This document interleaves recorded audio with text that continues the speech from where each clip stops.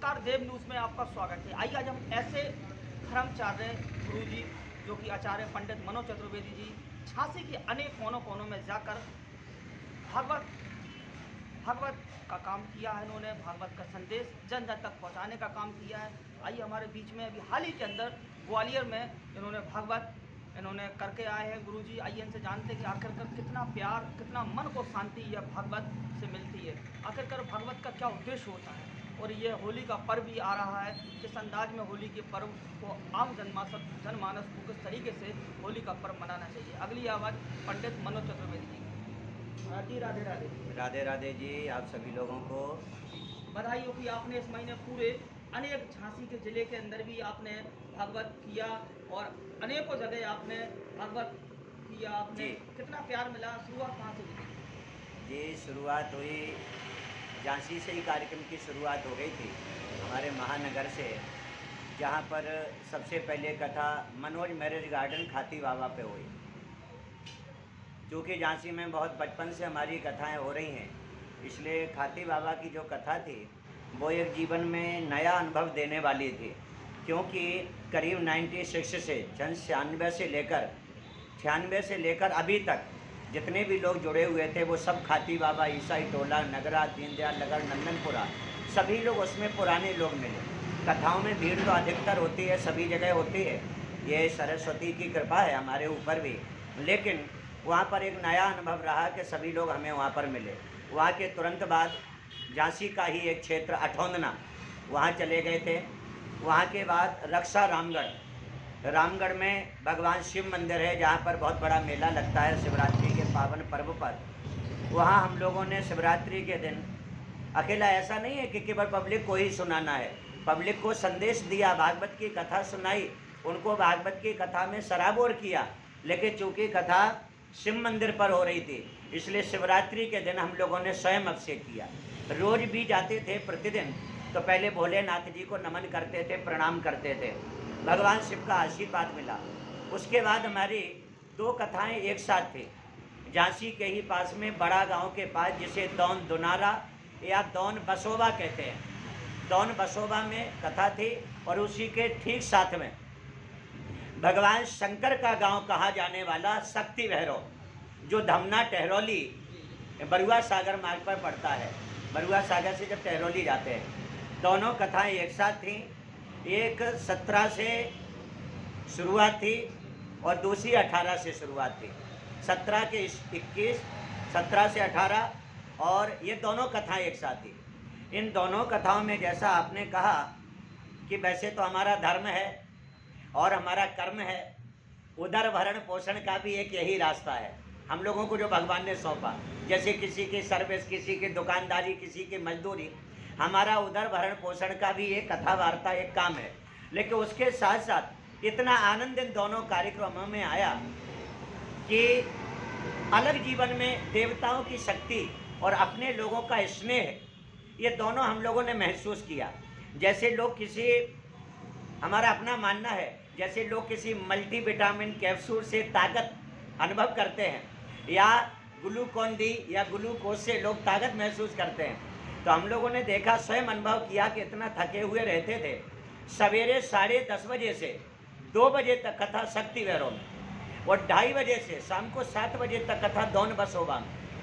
तो व्यास गद्दी के नीचे हम लोग अपने को हारा, निराश या ताकत कम ऐसा महसूस करते थे। लेकिन दोनों जगह एक ऐसा पब्लिक का स्नेह था, मुझे कहने में कहीं कोई संकोच नहीं है। और लोगों ने ये अनुभव किया कि हमारे जाने से पूर्व दोनों जगह पांडाल भरा हुआ, पब्लिक इंतजार करती हुई, उनका उत्साह देख करके जब हम पहुंचते थे तो अपनी निराशा भूल जाते थे और ऐसी शक्ति मिलती थी कि उसी भाव से, उसी जोश से, उसी धर्म के संदेश के साथ हम दोनों जगह कथा करते थे, सबको आशीर्वाद और बधाई देते थे। इतना आनंद दोनों कथाओं में आया। कथा का मतलब वैसे तो हमारे देश में, बुंदेली प्रदेश में और भारत देश में, उत्तर प्रदेश में ज़्यादातर ऐसा है कि धर्म का काम कहीं भी हो रहा हो, लोग जुड़ते ही हैं, आते ही हैं धर्म के नाम पर। लेकिन विशेषकर कथा या कथा व्यास या भगवान की शक्ति, ये सभी चीज़ें ऐसा महत्व रखती हैं कि बैठना एक अलग बात है, लेकिन पूरी श्रद्धा से बैठना एक बड़ी बात है। महाराज जी बोल रहे हैं हमें कथा सुनना, ये अलग बात है, लेकिन महाराज जी का एक शब्द निकल ना जाए उससे पहले हमें पंडाल में पहुंचना, ये अलग बात है। दोनों जगह पब्लिक का इतना उत्साह रहा।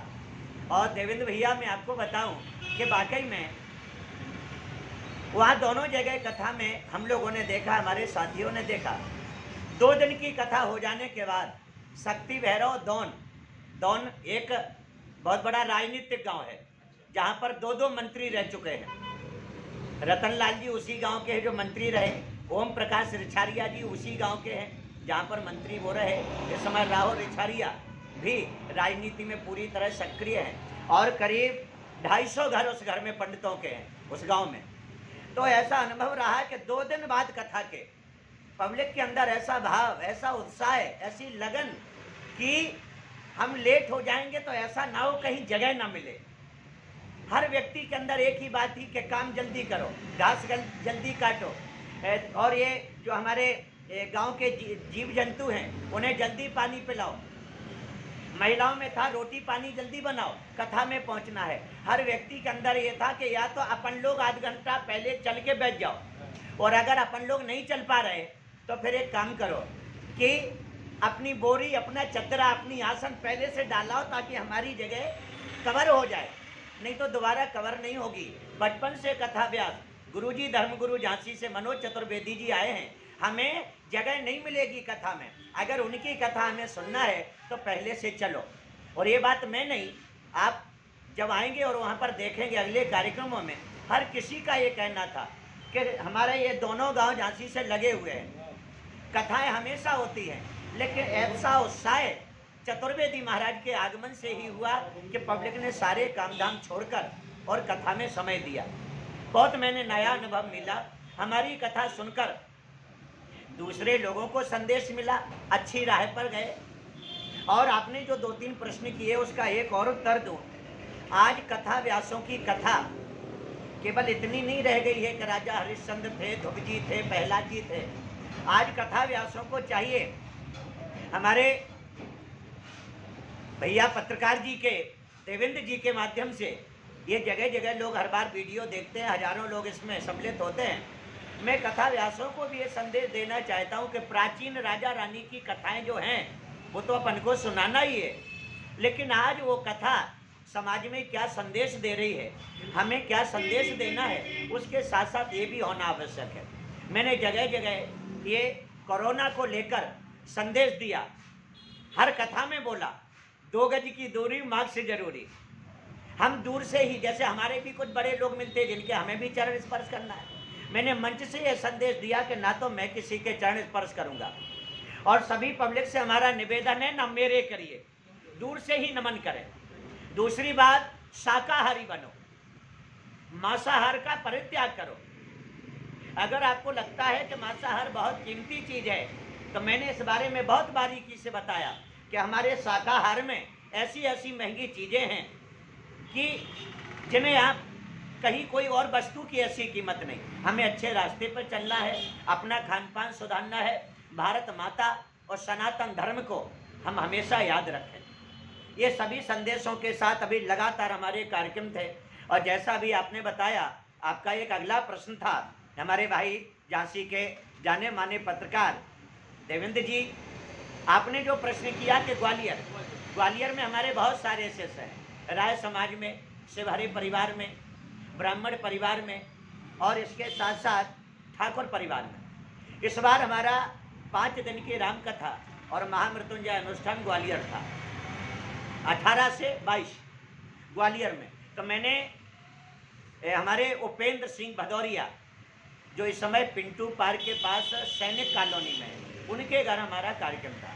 वहाँ हम कथा करते थे, वहाँ जाप करते थे, चूँकि बहुत थके थे इसलिए रिलैक्स भी करते थे।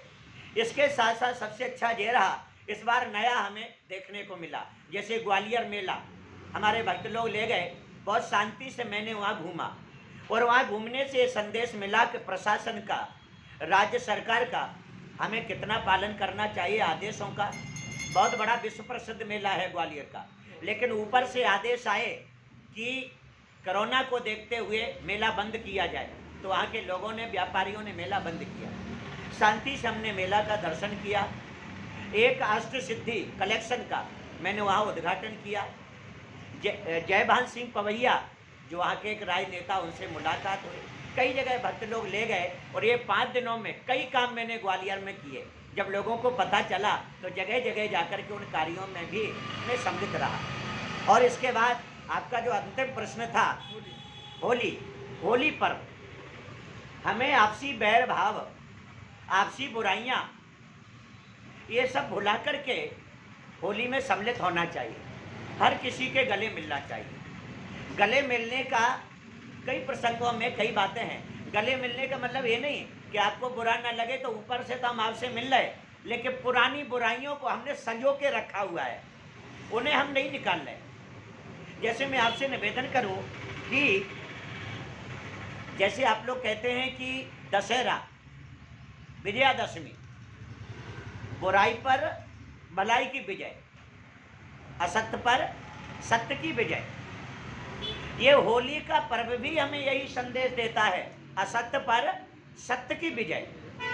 ये पर्व, क्योंकि भागवत के अनुसार हमारे हिरण्यकश्यप ने प्रहलाद जी को मारा, जलाया, विष पिलाया, होलिका से जलवाया, अनेक प्रयास किए, लेकिन उसके बाद भी हिरण्यकश्यप मारा गया और भगवान की भक्ति करने वाले जो प्रहलाद जी थे वो अमर हुए, सुरक्षित हुए, जीवित रहे और बराबर भगवान की भक्ति करते रहे। तो ये भी बुराई पर एक अच्छाई की विजय का प्रतीक है होली पर्व। हमें पुरानी रंजिश, पुरानी भलाई बुराइयों को भुला करके प्रेम से गले मिलना चाहिए। ऐसे रंगों का, ऐसी चीज़ों का उपयोग हमें करना चाहिए जो किसी प्रकार समाज में हानि ना फैलाएं, उनका साइड इफेक्ट ना हो, कोई नुकसान ना करते हों। इसके साथ हमें होली मिलन समारोह में सम्मिलित होना है और सबको अपना बनाना है और स्वयं सबका बनना है। बोलो भागवत भगवान की।